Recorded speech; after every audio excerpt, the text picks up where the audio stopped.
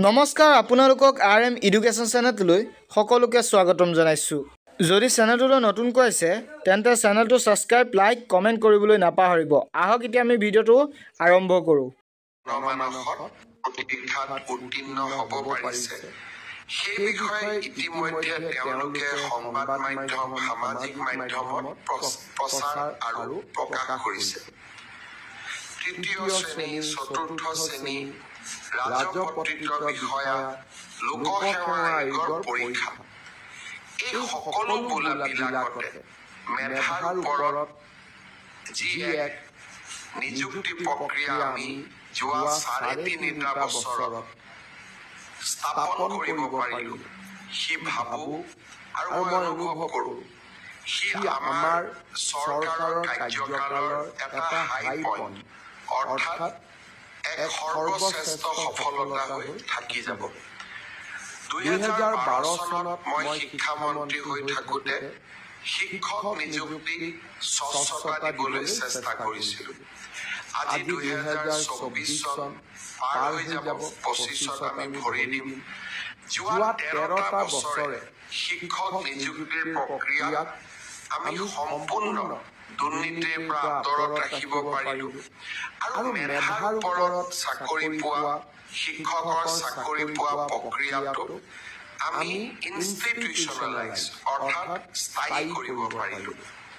যোৱা ৩টা বছৰত লোকসেৱা আয়োগৰ পৰীক্ষাকো আমি এক নিৰ্মল গংগালৈ ৰূপান্তৰ কৰিলো আৰু এইবাৰৰ এডিআৰই পৰীক্ষাক যদি আমি নিকা আৰু সম্পূৰ্ণ শুদ্ধ স্বচ্ছতাৰে কৰিব পাৰো, তৃতীয় আৰু চতুৰ্থ শ্ৰেণীৰ নিযুক্তিও এক নিৰ্মল গংগাত পৰিণত হ'ব। আমাৰ ৰাজ্যখনত যুৱ প্ৰজন্মৰ বাবে ই এক আশাৰ বতৰা। অসমৰ ইতিহাসৰ বাবে ই এক যুগজয়ী সন্ধিক্ষণ, এক কালজয়ীক্ষণ। অসমৰ বিভিন্ন আমাক সমালোচনা কৰা সংবাদ মাধ্যম সামাজিক মাধ্যমত যিসকল লোকে আমাক সততে সমালোচনা কৰি থাকে, তেখেতসকলে এবাৰ মাত্ৰ আকৌ এবাৰ চিন্তা কৰি চাওক। কংগ্ৰেছ দলৰ মুখ্যমন্ত্ৰী এজন থাকিলে, অসমত কংগ্ৰেছৰ চৰকাৰ থাকিলে, চৰকাৰী চাকৰি এনে নিৰ্মলতা স্বচ্ছতা সম্ভৱ হ'লহেঁতেন নেকি? আমাক সমালোচনা কৰা সকলেও এটা মুহূৰ্তৰ বাবে কংগ্ৰেছৰ সেই শাসনকাললৈ মনত পেলাওক। ডাঙৰ ডাঙৰ মন্ত্ৰীৰ ল'ৰা, বিষয়াৰ ল'ৰা, ধনী আঢ্যবন্ত পৰিয়ালৰ ল'ৰা ছোৱালী, ১ কোটি টকাৰ লৈও উপঢৌকন, ৰাকেশ পালৰ দৰে ব্যক্তিৰ সৃষ্টি আৰু অসমৰ দৰিদ্ৰ মধ্যবিত্ত সমাজখনত অগাধ লুণ্ঠন এই কংগ্ৰেছৰ শাসনকালৰ স্বাক্ষৰ আছিল।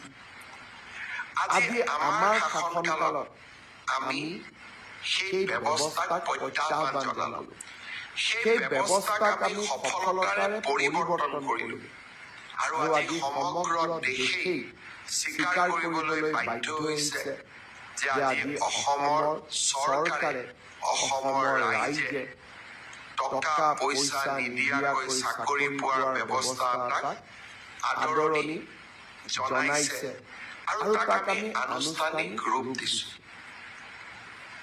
পৰীক্ষাৰ ফলাফল হ'ল এইবাৰ এই পৰীক্ষাৰ ফলাফলত দুটা নতুন বৈশিষ্ট্য আছে।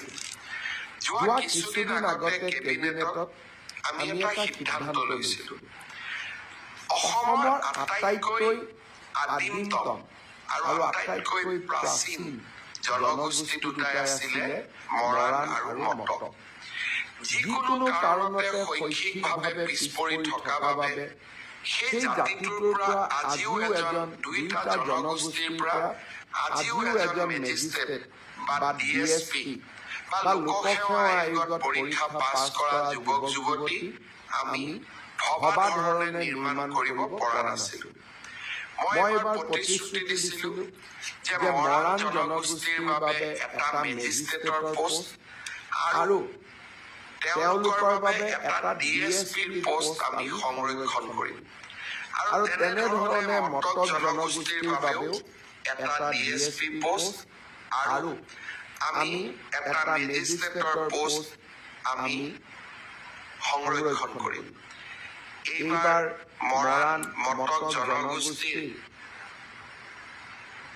স্বাগতা বৰুৱা আৰু মৰাণ জনগোষ্ঠীৰ সেউজ দহোটীয়াই এই সংৰক্ষিত আসনত ACSত উত্তীৰ্ণ হ'বলৈ সক্ষম হ'ল। ঠিক তেনেধৰণে মটক জনগোষ্ঠীৰ ত্ৰিনয়ন দত্ত আৰু প্ৰাচীন মৰাণ জনগোষ্ঠীৰ পৰা DSP পোষ্টত সংৰক্ষিত আসনত নিযুক্তি পাবলৈ সক্ষম হ'ল। ইয়াৰ উপৰিও মটক জনগোষ্ঠীৰ 3গৰাকী যুৱক